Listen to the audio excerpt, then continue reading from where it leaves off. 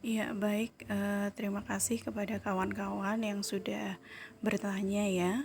Eh, saya akan memberikan ulasan satu persatu atau ya mengulas terkait dengan pertanyaan yang sudah kalian lontarkan atau kalian tuliskan. Ya, yang pertama yang perlu kalian pahami bahwa Islam Nusantara, ya, mata kuliah kita sejarah Islam Nusantara. Ya, istilah Islam Nusantara sendiri itu memang masih kontroversial dan memunculkan banyak konsepsi ya, karena sebetulnya istilah Islam Nusantara ini dipopulerkan oleh salah satu ormas di Indonesia. Ya, kita sebut saja NU yang dipopulerkan oleh Nahdlatul Ulama. Ya, akan tetapi karena memang Islam Nusantara, sejarah Islam Nusantara ini kemudian menjadi apa namanya, mata kuliah, berarti kita di sini tidak untuk apa namanya, misalkan saya bukan NU berarti saya nggak perlu dong belajar tentang Islam Nusantara. No, big no ya.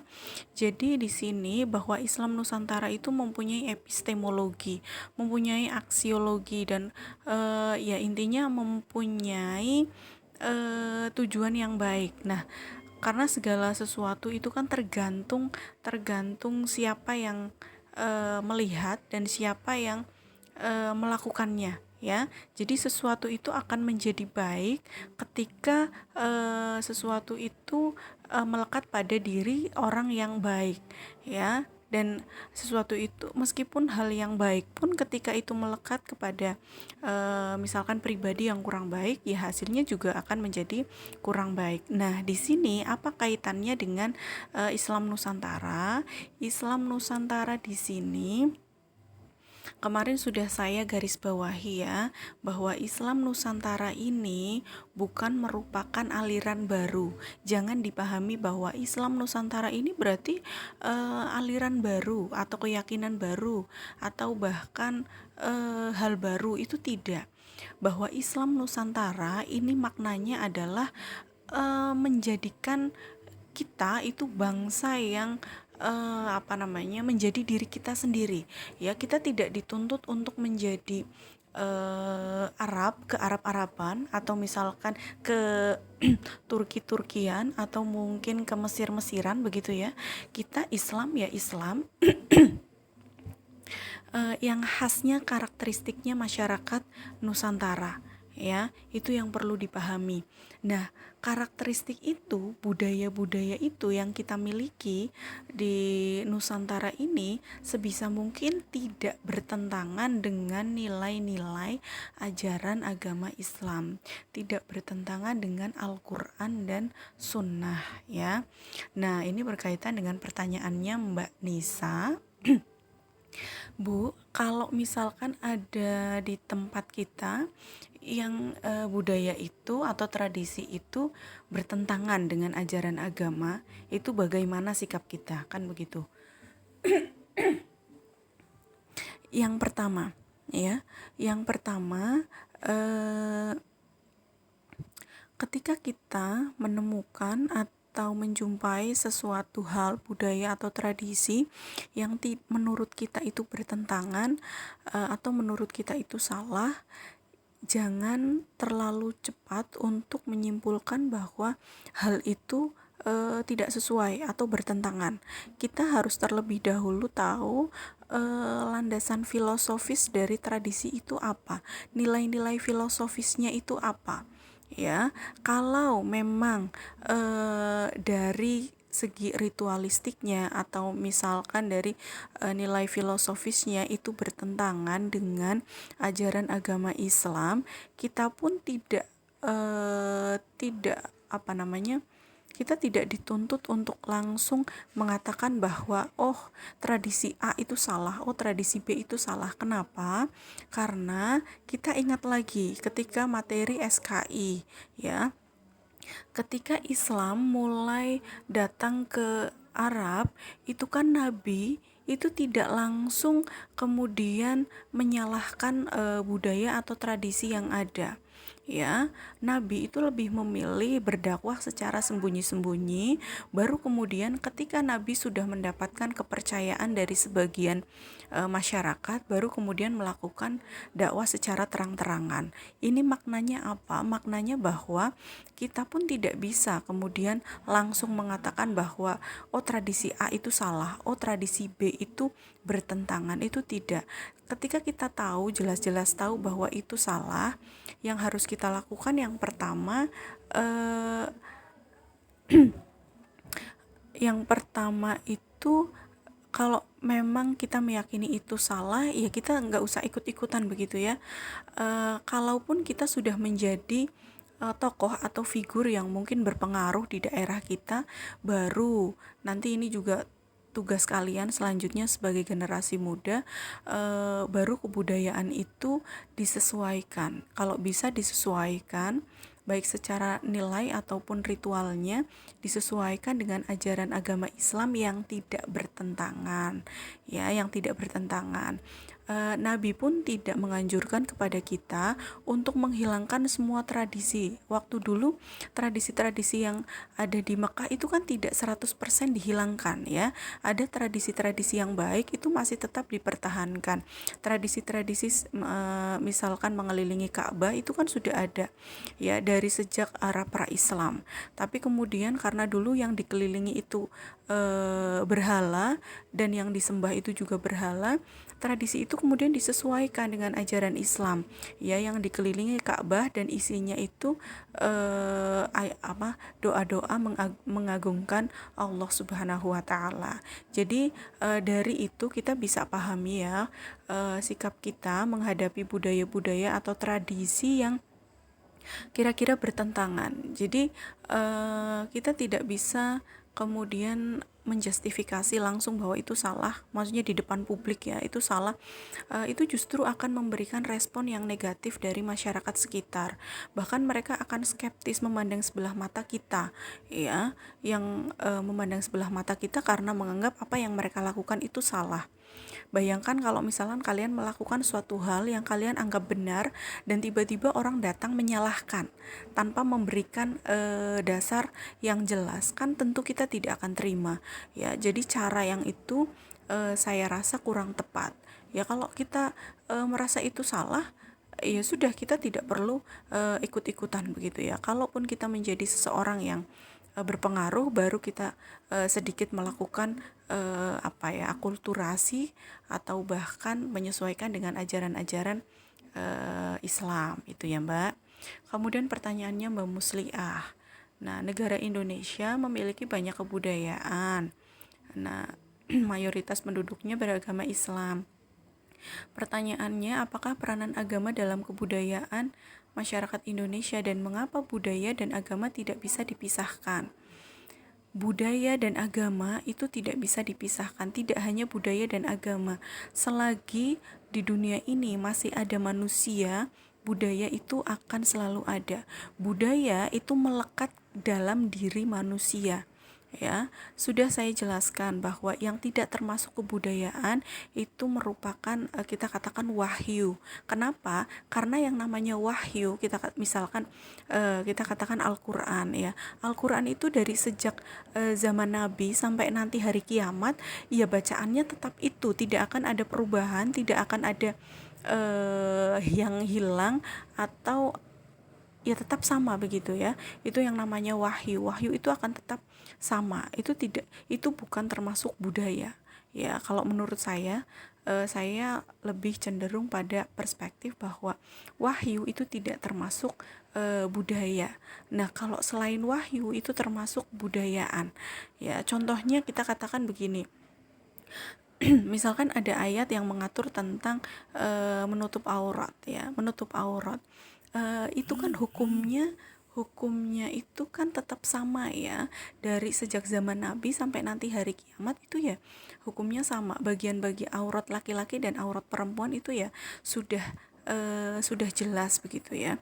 Nah, Tetapi ketika kita katakan bahwa model pakaiannya antara orang Indonesia, Muslim Indonesia dengan Muslim Turki misalkan, atau Muslim Mesir, atau mungkin di Abu Dhabi, itu kan berbeda. Ini yang merupakan bagian dari budaya. Jadi kalian harus berlatih memahami mana yang termasuk agama, yang wahyu, mana yang bagian dari budaya, ekspresi keberagamaan. Ya, itulah kita katakan bahwa yang namanya agama itu tidak akan pernah lepas dari budaya. Karena yang namanya agama, wahyu, misalkan kita katakan wahyu ya, wahyu, agama itu wahyu, dan budaya itu ekspresi keberagamaan kita itu loh. Itu yang bagian dari budayanya. Jadi tidak mungkin kita tahu, kita hanya tahu nilai-nilainya tanpa kita aplikasikannya. Kenapa disebut budaya? Ya karena kan berbeda dan berkembang seiring perkembangan zaman, ya. Kita misalkan tadi kita bicara tentang mode berpakaian zaman 80-an itu akan berbeda dengan mode pakaian tahun 90-an atau bahkan 2000-an, itu kan berbeda. Ini yang menjadi salah satu ciri dari budaya. Yang namanya budaya itu akan terus berkembang seiring dengan perkembangan zaman. Sedangkan yang namanya agama atau kita katakan wahyu itu akan tetap sama. Sampai kapanpun itu akan tetap sama. Itu kalau wahyu ya. Kemudian pertanyaannya Mbak Vicky Solihah. Ini untuk pertama kali Islam masuk ya ke Nusantara. Nanti ada pembahasannya tersendiri ya Mbak. Nanti ada pembahasannya di next time. Kemudian bagaimana kondisi masyarakat, karena awal mula masuk Islam itu nanti ada yang 7, ada yang abad ke-7, ada yang abad ke-9, ada yang ke-13. Nanti ada beberapa perspektif. Nah, kemudian bagaimana kondisi masyarakat multikultural di Indonesia pada saat ini? Nah, ini berkaitan juga dengan mata kuliah ini, dan juga nanti berkaitan juga dengan pendidikan multikultural juga. Kenapa? Karena kita tahu bahwa di Indonesia ini kita terdiri dari kita merupakan masyarakat yang plural ya. Masyarakat plural ini sangat sensitif sekali, atau bahkan perbedaan ini bisa menciptakan ketegangan atau bahkan konflik di antara kelompok masyarakat. Nah, kondisi di Indonesia saat ini, apalagi kita dihadapkan dengan perkembangan zaman ya, apalagi perkembangan industri 4.0 dan Society 5.0 ya. Jadi ini memang sangat-sangat kita sebagai masyarakat punya tantangan yang lebih besar ya, apalagi dengan kondisi kita sebagai masyarakat plural. Nah, itulah kenapa pembahasan ini penting, apalagi nanti ada konsep pendidikan multikultural itu juga kemudian menjadi penting. Supaya apa? Supaya kita mampu memahami sebuah perbedaan. Kita tidak memandang sebuah perbedaan itu merupakan sumber dari konflik. Yang namanya perbedaan itu kan berkah ya.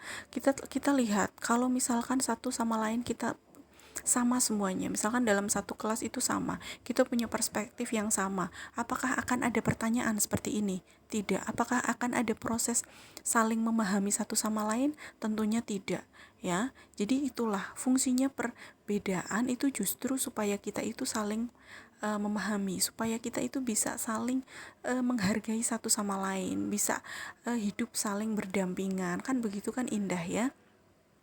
Jadi seperti itu. Jadi fungsinya itu seperti itu. Kemudian pertanyaan dari Mbak Nabila, bagaimana cara kita supaya tetap menjaga kekhasan dan tidak terkikis ya.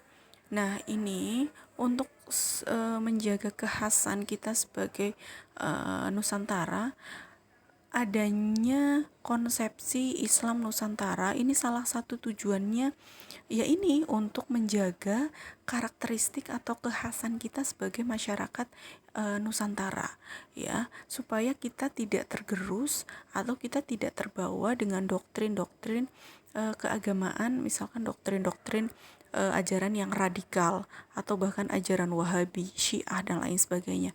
Kalau kita sudah melihat bahwa oh saya ini loh, kita tidak perlu menjadi orang lain. Kita sudah cukup dengan diri kita. Karena menjadi orang lain itu lelah ya. Kita bayangkan misalkan saya orangnya melankolis. Tapi kemudian ada yang mengatakan bahwa untuk menjadi orang yang baik itu harus menjadi orang yang koleris. Terus saya memaksa diri saya untuk menjadi koleris mungkin demi menjadi orang yang baik. Tuhan itu tidak akan suka dengan cara yang seperti itu. Ya, kita tetap bisa menjadi orang yang baik dengan kemelankolisan kita. Kita tidak harus menjadi orang lain. Kita tidak harus ke Arab-Araban, kita tidak harus ke Timur Tengahan atau bahkan mungkin terlalu orientalis begitu ya. Kita tidak perlu seperti itu. Kita hanya perlu menjadi diri kita. Kita sudah bisa mengamalkan nilai-nilai agama Islam dengan baik. Itu sudah cukup ya. Itu. Kemudian pertanyaannya Mbak Riana, literatur. Nah ini, multikulturalisme tidak dapat disamakan dengan masyarakat majemuk. Ini bedanya begini. Jadi budaya keberagaman ya, bukan multikulturalisme ya, multikultural juga beragaman. Keberagaman budaya itu kan menjadi salah satu ciri negara majemuk, tapi itu berbeda dengan konsep multikulturalisme. Bedanya di mana? Ketika masyarakat plural itu kan kita terdiri dari banyak budaya ya, atau terdiri dari banyak jenis lah ya, perbedaan itu ya. Nah, tapi kalau multikulturalisme itu lebih menekankan kita bahwa budaya-budaya yang ada, tradisi-tradisi yang ada itu tidak hanya dibiarkan begitu saja, atau tidak hanya dibiarkan tapi kemudian yang mayoritas itu kemudian yang unggul. Itu tidak seperti itu. Konsep multikulturalisme itu menawarkan, jadi meskipun kita terdiri dari banyak budaya, baik itu yang mayoritas maupun yang minoritas, kita mempunyai hak yang sama, kita mempunyai eksistensi yang sama, kita mempunyai pengakuan yang sama, kita berhak diperlakukan sama, dipandang sama, maupun meskipun kita merupakan kelompok minoritas. Itu perbedaannya. Jadi konsep multikulturalisme itu lebih mengarahkan pada kesetaraan ya. Kemudian pertanyaannya Mas Izul, apa dasar dalil adanya Islam Nusantara? Ini sama dengan pertanyaan apakah ada dalil pendirian sebuah negara ya. Di ayat Al-Quran itu tidak ada dalilnya, dalil terkait dengan untuk mendirikan negara Islam itu juga tidak ada. Itu bisa diibaratkan itu seperti ini.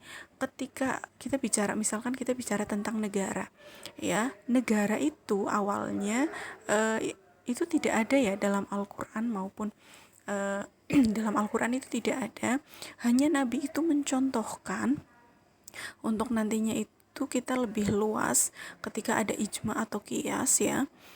Nabi itu mencontohkan dengan adanya negara Madinah, dengan konstitusinya itu Piagam Madinah. Dan sebetulnya negara ini yang terpenting dari sebuah negara itu mampu menyediakan stabilitas ekonomi, politik, kemudian budaya itu dengan baik, menjamin keamanan warga negaranya ya, menjamin kesejahteraan ya. Katakanlah begini, kita punya kelompok, kita punya komunitas, tapi dalam komunitas itu tidak ada aturan, dalam komunitas itu kemudian tidak ada misalkan kapan kita ketemu, terus kemudian visinya itu apa, kira-kira komunitas itu akan jadi komunitas apa, kan tidak ada identitasnya kan. Itu akan mubah begitu loh, sia-sia. Itulah kenapa kemudian yang namanya negara itu dibentuk dengan tujuan supaya intinya itu bukan Islam atau tidaknya, tapi bagaimana sebuah negara itu bisa mewadahi warga negaranya sehingga mereka hak dan kewajibannya itu bisa ditunaikan dengan baik. Kita bisa melakukan ibadah dengan baik, itu juga sudah cukup ya. Nah, kalau dalilnya itu ya Kalau dalam Al-Qur'an itu ya tidak ada kalau secara tersurat begitu ya. Karena intinya Islam Nusantara ini kan untuk konsepsinya itu lebih begini. Ketika ketika Islam berdialek dengan budaya Arab itu ya jadi Islam yang ada di Arab. Tapi ketika Islam berdialek dengan masyarakat Indonesia itu ya jadi Islam khas Nusantara begitu ya. Jadi ini jangan dipahami Islam itu sebagai sebuah aliran baru, tapi Islam ya Islam begitu. Cuma Islamnya kita itu tidak harus sama dengan Islam yang ada di Arab gitu ya. Kemudian pertanyaannya dari Mbak Triana, aliran lain yang juga lahir dan tinggal di Nusantara, ya boleh. Ini justru Islam Nusantara itu saya katakan bukan sesuatu yang baru ya. Kita hanya ingin mengembalikan, mengenalkan atau menyadarkan diri kita untuk generasi muda khususnya bahwa kita ini loh. Misalkan orang Jawa itu dulu dikenal dengan sopan santunnya, lemah gemulainya. Misalkan seperti saya misalkan lewat di depan orang tua yang sudah sepuh itu kan rikuh dan nggak enak sama sekali. Kalau sekarang itu kan sudah berbeda. Nah, konsep Islam Nusantara itu ingin mengembalikan itu loh, hal-hal ciri khas kita sebagai seorang Nusantara ya. Jadi justru itu mengembalikan kita menjadi diri kita sendiri. Kita jangan tergerus dengan budaya-budaya barat atau budaya-budaya yang memang itu bukan budaya kita dan itu bertentangan dengan keislaman, nilai-nilai Islam kita.